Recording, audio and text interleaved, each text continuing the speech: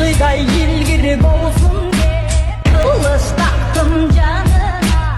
Kırık yiğitimi tavaladı, kıranım yenini bağıma. Kırılışar yol olsa çaybay girgin camına. Yana yavay girere ya düşmanga camına. Kusasak birge salamı bulaş köskün bağlamız. Kuruştu bol sokmağımız, batırdık hakkı alamız. Eş düşmanga korkulamayız.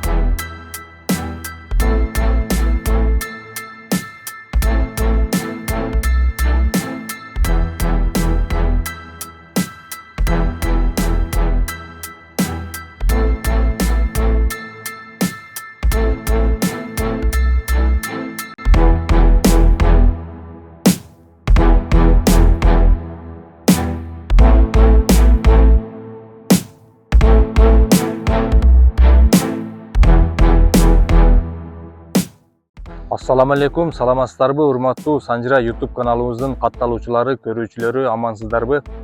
Сиздер менен мен Сулайман Жамботоев. Урматтуу достор, мен азыр ушул Өзгөн шаарына келдим.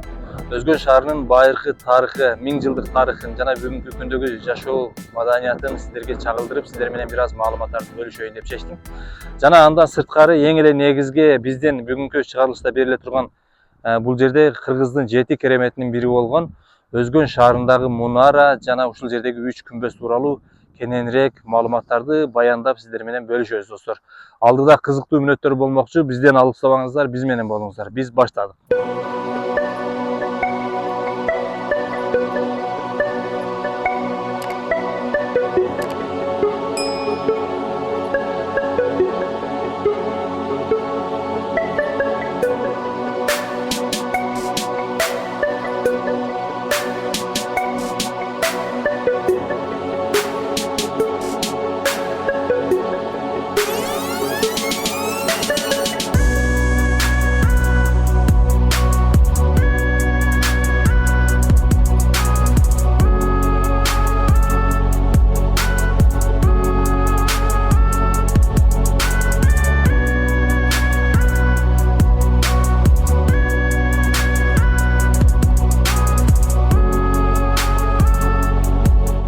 Мына урматтуу достор, мен азыр ушул Өзгөн шаарындагы тарыхый мурастын эң эле негизгиси 3 күмбөздүн астына келдим.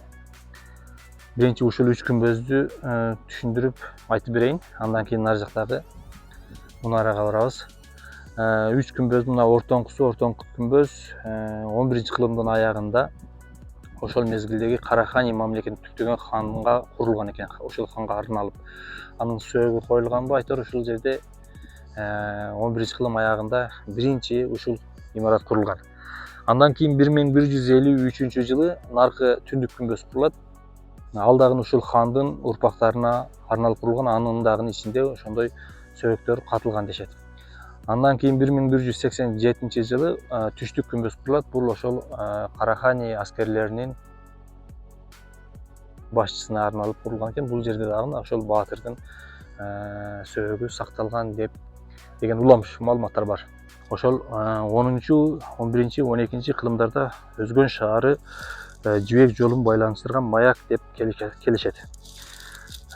Ошол жибек жолун байланыштырган бул жагы Египет тараптан келип кербенчилер ушул жерге келип эс алып түнөп, бул жерде мейманканалар болгон, тамактануучу жайлар болгон. Жана ошондой эле эң эле негизги курулуш мончолор болгон. Ошол жерге келип эс алып турушкан. Анан улуу аттарды, төөлөрдү ушул жерде эс алдырып тойгозуп, анан бул жагы Тибет, Индия тараптарга кеткен кербенчилер болгон экен. Ошол себептен бул жерде соода сатык, кол өнөрчүлүк, ушундай бир базарлар, мончо, мейманкана, тамактануучу жерлер ошондой бир жер болгон экен. Анан үстүнө монтип чатырын жаап коюп туруп, суу, жамгыр, жаан-чачын өтпөш үчүн. Бирок сакташ керек тарыхты. Ушул 11-12 кылымдарда курулган учурларда азыркы Өзбекстандагы Самарканд, Бухара деген жерлердеги ушундай күмбөздөр барбы? Ошол жердеги архитектор, усталар, куруучулар келип ушул жерден көрүп кетишкен экен. Ушул өзгөнгө келип туруп көрүп кетишкен экен. Кандай курулган, эмне менен курулган, кантип, канча убакытта курулган. Азыр биздикилер деле ошолорго барып туруп, ошол Өзбекстанда Самарканд, Бухарага барып туруп, мисалы үчүн көрүп эме кылса болсо керек. Кантип сактап атышат алар.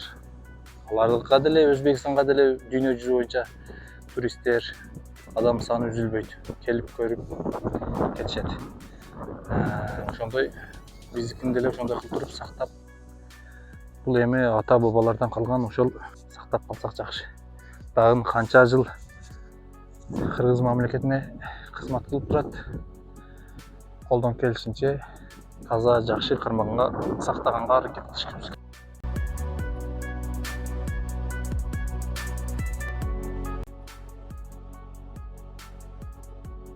Чеберчилик менен жасалган да негизи.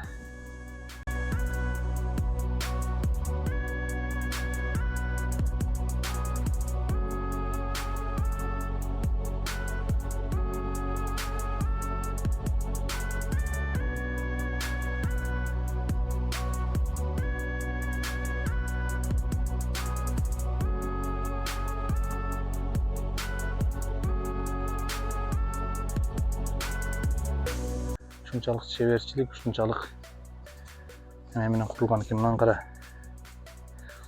Азыр жетишкен технология заманында дагы ушундай зеригип кетесиң го дейм, жасаш үчүн. Анан мындай кылып оюп жазбаш керек негизи, карагыла. Тамара үй алыш керек да негизи. Бул эми бул тарыхый мурас. Келип сен бул жерде эч кандай салымың кошулган эмес, эч нерсе кылган эмессиң. Просто буну таза кармаш керек. Кирпичти оюп, эми колдон келишинче өчүрүп эме кылып турлар, бирок ар бир ташка, ар бир кирпичке ушинтип аттарын жазып кетиштир. Биздин жаштардын колунан ушул эле нерсе келет экен негизи. Сулайман тоого барсаң деле ошондой жазган ташка. Башка сырттан келген туристтер эми көрсө ойлойт да. Тарыхый мурасыбызды антип эме кылбашыбыз керек. Баалаш керек. Атыбызды мына кирпичке оюп жазбаш керек.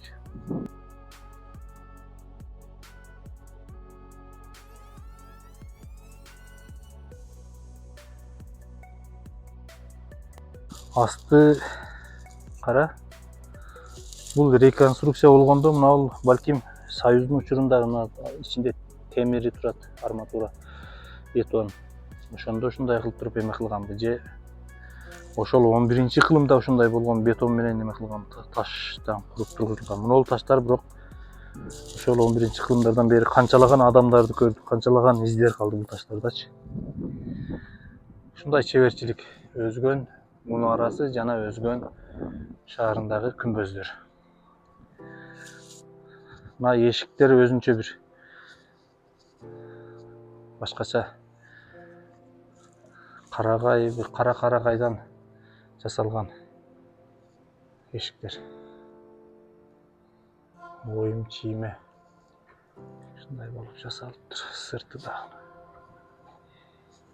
İçini lактап коюптур, сыртын дагы лактап. Жакшы керек, бирок күндө тура берип ушундай болуп кетиптир. Өңү өчүп. Мыналарды карагыла. Бул азыр батыш жактагы Ливан өлкөсүндөгү Балбек деген шаар бар го. Ошол шаарда дагы ушундай сакталып калган да мындай таштар. Бирок ал жери өтө чоң. Бизги өзүбүзгө жараша эми курулган, бирок ошону сону кылып сакташыбыз керек. Сөз менен айтып жеткизе албайсың. Ар бир оймо чийме, ар бир бурчтар өзүнчө кооздукту кыргызып турат.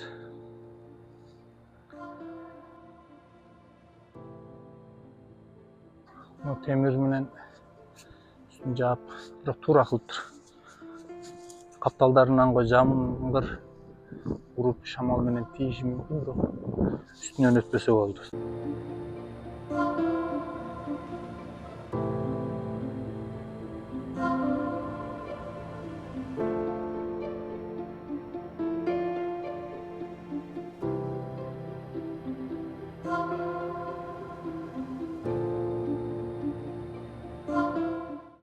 Жалабаттан өзүңө кирбей Ошко түз өтүп кете турган жолду куруп атканда табылган.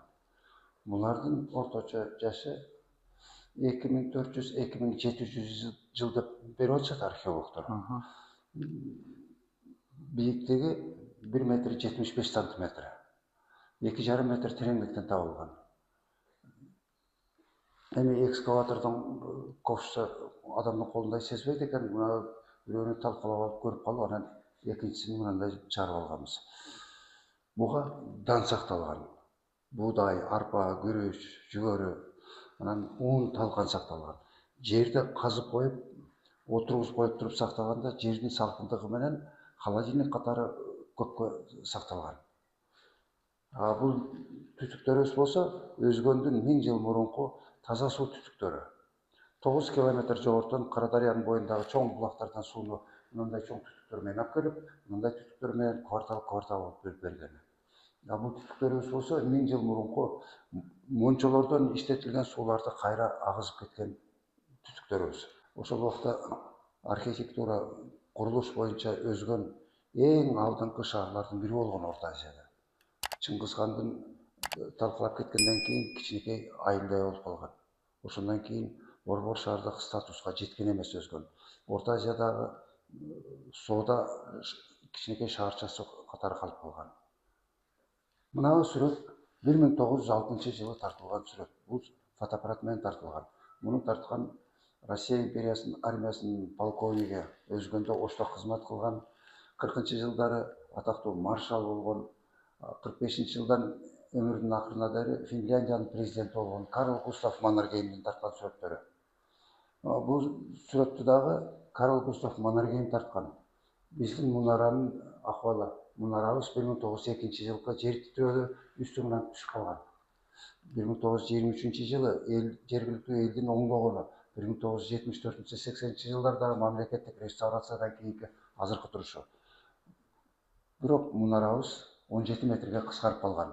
Мына жер титирөөлө түшүп калган жеринен дубалды көтөрбөй эле дерезени жасап туруп куполду жасап койгон. Ошол себептен дубал 17 метрге кыскарып калган. Азыркы турушу 27 метр 40 сантиметр, алгачкы болушу 44 метрден бир аз узунураак болгон. Мына биздин күмбөздөрүбүз. Бул күмбөздөрүбүздүн дагы 1906 жылкы сүрөтү. Муну дагы Маннергейм тарткан. Ортоңко күмбөзүбүз 11-кылымдын башында курулган. Акыбалын көрдүңүздөрбү? 20-кылымдын башында мындай акыбалда калган. Бул болсо 1974-84 жылдардагы реставрациядан кийинки азыркы турушу. Бул жерден казуулар жүргүзүлүп, 60 адамдын сөөгү алынып, биздин музейдин арчагындагы мүрзөлөргө коюлган деген сөздөр бар. Бирок ошону далилдеген документтер жок. Хандарыбыздын сөөгүттөрү азыр кайсы жерде экени эч кимге белгисиз. Биздин акиметтин жанында мунарабыздын арчагында 2 жыл мурун канализация казылган. Ошол жерде канализация казылып атканда, мына жерде табылган экспонаттардын бардыгы 82 экспонат, ушул чоң көзөлөрдөн башкалары ушул канализациядан табылган 2 жыл мурун. Ошону жомоктогудай болуп калбаш үчүн келген адамдар ар жерден алып келип туруп коюп алыптыр деген ой калбас үчүн ошонун бардыгын сүрөткө тартып фиксация кылып койгонбуз. Мына 150-160 жыл мурунку кол менен тизилип жасалган таш жол. Мына болсо илгерки суу түтүктөрү керамикадан жасалган. Мына таш жолдо мына таш жолдун кесилип көрсөтүлүшү. 150-160 жыл мурунку жол болсо, ошондон 150 жыл мурунку дагы жол. Бул жолдон 100 жыл мурунку дагы жол. Ал жолдон 800-900 жыл мурунку жол. Анын алдында кыш бышырган печка чыгып атат. Мында кыштарда ушундай печкада бышырышкан. Мына тыйындар Россия империясынын, Советтер Союзунун тыйындары болсо, мынанын бардыгы Караханит империясынын өзгөн тыйындары. Эми мына рельефке көңүл бургула. Бул рельефте Аравиядан, Иран аркылуу, Ирандан, Түркмөнстан, Өзбекстан кош болуп өзгөнгө келгени. Өзгөндөн Кашкарга барып, Кашкардан Кытайга өтүп, Кытайдан Тибетке өткөн өзгөндүн улуу жибек жолундагы керуен жолдору. Мынабы 1000 жыл мурунку өзгөндүн турушу. Бул профессор Берштамдан чызып калтыргандан алынган экспонаттар. Мынабы биздин мунаранын жанында мечит менен медресе болгон. Мына жерде турган күмбөздөр өсүнө. А бул болсо азыркы стадионубуз. Стадиондун ордунда Караханиттердин аскер чеби болгон. Имам Саракси ушул аскер чепте 15 жыл зынданда отурган. Мынабы азыркы өзгөндүн паркы. Эсалы паркы. Мурда Караханиттердин хандары жашаган хан сарайы болгон. Наркы көчөбүздө азыр археологиялык иштер жүрүп атат. Кылыч Бурхандын күмбөзү. Кылыч Бурхандагы Караханиттердин бир ханы болгон.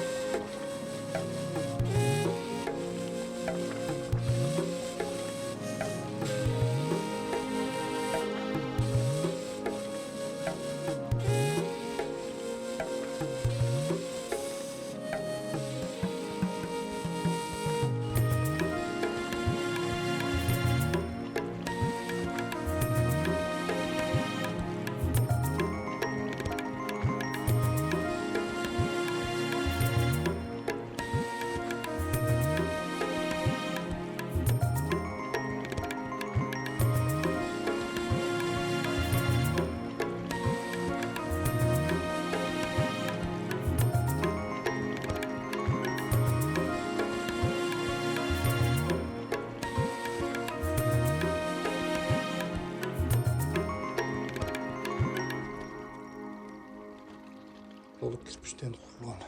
Мына үстүн лестница. Бисмиллахиррахманиррахим деп туруп чыгып көрөбүз.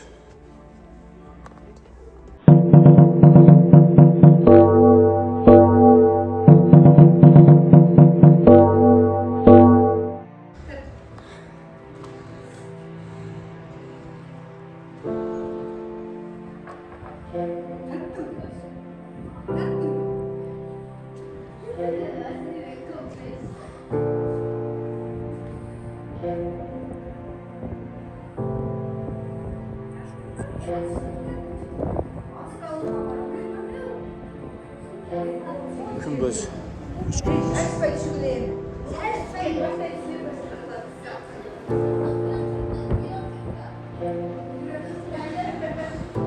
Hazır 27,5 metr bolup pasayıp kaldı, bırak 44 metr болгондо элестет кайсы жерлер көрүнөт.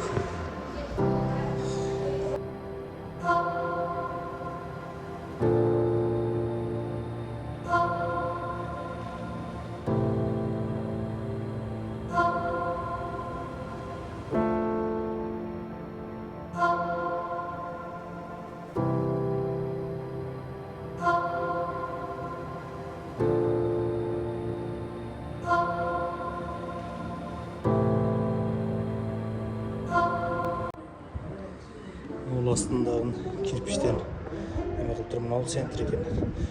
Бул таш экен. Таш экен, калган жагы ошо пышкан кыш. Тегиз болуп. Анан төрт тарабы айнек.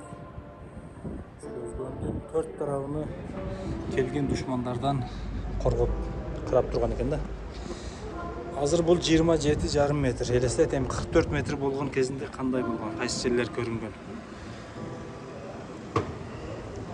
Андан сырткары азан чакырган. Ал убакта эми азыркындай колонкасы, микрофон болбосо керек, бирок ушул жерден азан чакырган. Жеткен жерге чейин угулган. Төмөнгө өзгөн, өйдөнгө өзгөн деп экиге бөлүнүп турган эми өзгөн. Ушул жерде мунара менен күмбөздөр сакталып калган.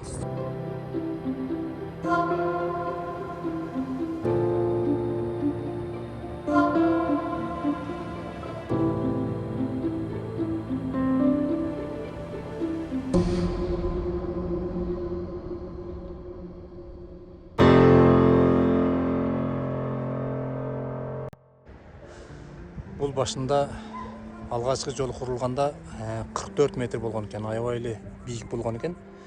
Ошол эки максатта курулган экен. Жанагы азан чакыруу максатында, анан кийин сырттан келген душмандарды байкоо. Ошол башында жоокерлер болгонбу, аскер. Ушундай экен достор. Бүгүн дем алыш. Бул жердеги ишчилер эс алып, жанагы ушул жердин башкы директору Султан Абдырахманов агай менен жолугуп албай калдык. О таштарды карагыла. Ар бир ташты сындырып туруп, бул жак бетине тегиз жагын койгон, ушул сынык жагыны. Аркасы баягы тоо жарга такалып калып кеткен, көмүлгөн. Анан бул ичи аябай чоң экен да. Мындайынан барып бир 50-60 сотуктай эле жер экен. Bunun içi monçu olgun, bir bazar olgun. Kim aytıp beredi? Ne olgun şu yer? Sement. Yani şunday olup kurulgan ekan. Demek uşul batış өлкөлөрү жактан кербендер келгенде ушундай сементтерди колдонгонбу. Же бул кече кийин курулганбы? Кече кийин курулганбы десең, ондой нар жактары көмүлгөн жерлер бар. Жер өсүп көмүлүп калган. Бул жерде ушул өзгөн шаарынын түзүлүшүн макетин жасап аткан экен. Жакында буюрса ушул музейге коюлат дейт. Азыркы мунаралар ошондо мына жерлерде болуп калабы? Бийик жерде болуп калат да. Жаш үйлөнгөн, жаңы үйлөнгөндөр келип туруп ушул жерлерге келип зыярат кылып сүрөткө түшүп эстеликке кетишет экен. Мына ал жагы мунара. Özgön munarası. Selamünaleyküm. Жақсылар.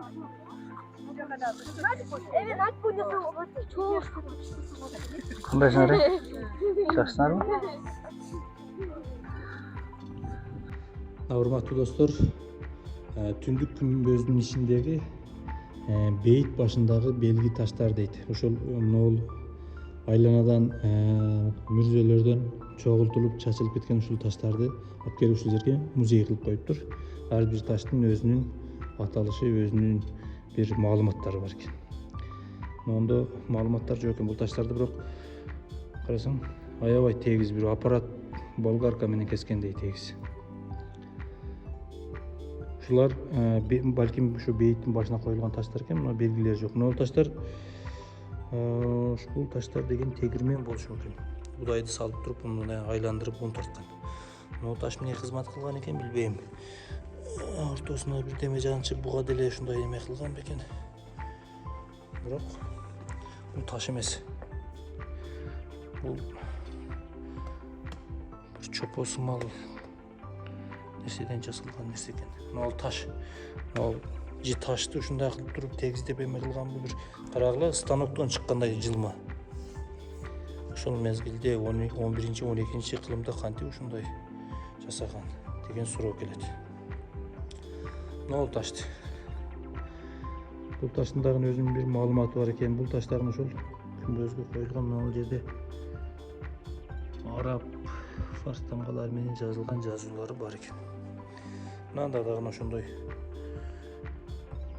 Бул өчүп кеткендиктен мына кара карандаш менен билинер кылып көрүнө турган кылып эметип коюптур. Дагы ошондой ар бир мүрзөнүн ар бир жайдын башында ушундай таштар болгон экен. Так, мына таштагы жазууну көргүлө. Жазуу толук эмес, жазуулар бузулган, таштардын четтери майдаланып кеткен дейт. Толук эмес экен да. Бизге азыркы күнгө келген маалымат ушул, бизге чейинки маалымат. Ушулардан изилдеп, ата бабалардын тарыхын, ата бабалардын өткөргөн күнүн ушул таштар айтып берет. Мындай карасаң, өтө чеберчилик менен жазылган. Колуңар тийгизбей эле деп коюптур, бирок кечирип койсун ушул музейдин. Мына ручка менен кагазга жазгандай кылып жазыптыр. Ишенесиңерби? Не менен жазган деп ойлойсуңар мына? Мынакей. Кур'ан окуган Мухаммед бин Али бин Мухаммед ал-Муддабинин кабыры экен. Кур'ан окуган ушул Мухаммед бин Али бин деген каарынын эмес экен, мүрзөсүнө коюлган таш болгон экен. Ушундай маалыматтар бар, келип таанышып көрүп кетсеңер болот, достор. Мына таштагын мага жакты. Башкача чеберчилик менен жазылган экен. Тамгаларды калтырып туруп, мындай бийик кылып туруп, калган жагын оюп казып чыккан. Бул дагы кара таш. Бул дагы оор таш породасы. Мында дагы ушундай жазуу. Бул жердеги таштарда маалыматтар жок. Мына бул тегирмен, жана мен айткан тегирмен мына бул. Ол жерге дагы жыгач кармагычты салып туруп, мындайынан айландырган. Мына ягынан будайды куюп, монтип ун тарткан. Мына чекелеринен ундар чыгып, ун болгон тегирмен таш. Бул түндүк күмбөздүн ичиндеги таш музей экен. Бир аз маалыматтар бар экен. Жакшы. Биз Ош шаарынан атайын мына мунараны көрөлү деп келдик. Бул эми мунара кылымдар бою канча бир кылымдар мурда деп жазылып турат. Бирок ошондон бери ушунун өзүнүн сапатын жоготпой, сыртынан эч бир бузулбаганы көрүнүп турат. Байкалганда көрсөң көрүп эле жүргөндүрсүздөр. Бул жерде мына ушул мунаранын түркүгү да жок болсо керек. Түркүгү жок дешет. Деп отуруп аягына чыкканга чейин ушул калыбы ошол боюнча сакталып, ушул күнгө эми бир нече кылымдардан бери ушул мунара өзүнүн актуалдуулугун жоготпой сапаты менен келатканын көп болуп турасыздар. Биз атайын эле келдик. Өзү Ошто иштейбиз университетте. Анан ушул жерди көрөлү деп коллектив. Бүгүн мугалимдер күнү, анан кийин Ош шаарынын шаар күнү болуп атат. Ушу шаар күнүгө карата биз атайын эс алганы биз кафедрамыз менен чыкканбыз. Эң сонун баарыңыздар келип көрүп кетсеңиздер болот. Мындай мурас жерлер бизде өтө көп. Ошолордун бири болуп эсептелет. Бул жер Өзгөн шаарынын башталышы, Өзгөн шаарынын кире бериши. Өзгөн шаары ушул жерден башталат. Манастын айкели. Анан нар жагында жана сиздер менен чогуу көргөн Өзгөн шаарындагы тарыхый мурастар, күмбөз, мунара ошол жерде. Андан бери басып келсең, мына жаңыдан салынган эс алуу багы, парк, стадион дагы ушул жерге түшкөн. Анан дагы бир өзгөчө курулуш жакында эле салынды. Мына жөө адамдар үчүн өтмөк көпүрө айнектен салынган, бир өтө сонун кооз кылып салыптыр. Бул дагы биздин өлкөбүздүн өнүгүшүнүн бир жакшы жагынан кабар берет. Ушундай достор, келип Өзгөн шаарынын байыркы тарыхын, байыркы цивилизациясын деп койсок деле болот. Келип өзүңүздөр өз көзүңүздөр менен көрүп, таанышып кетсеңиздер болот. Сиздер менен мен Сулайман Жамботоев болдум достор. Ушул видеону аягына чейин көргөн көрүүчүлөрүбүзгө рахмат. Терең ыраазычылык билдиребиз. Видеобузду жаккан болсо жакты деп далилдеп, бирден лайк коюп кетиңиздер жана башкалар менен бөлүшүп коюңуздар достор. Барыңыздар кийинки видеодон көрүшкөнчө аман болуңуздар.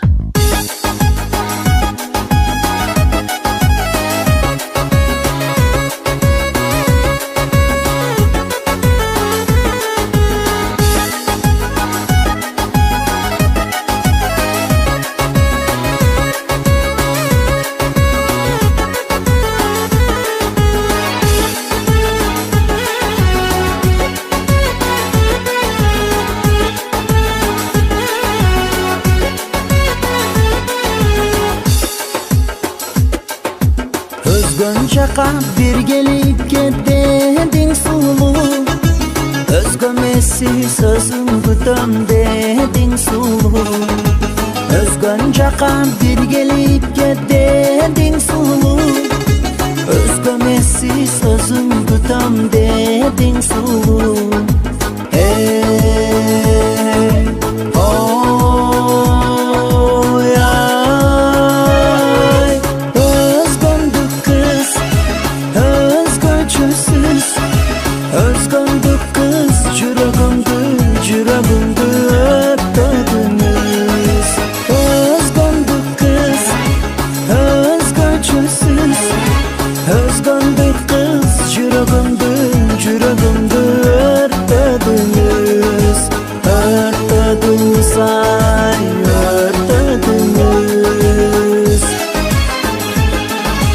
Майда майда майдырылган чачтарыңдан, чиен тартып оңсмо койгон каштарыңдан.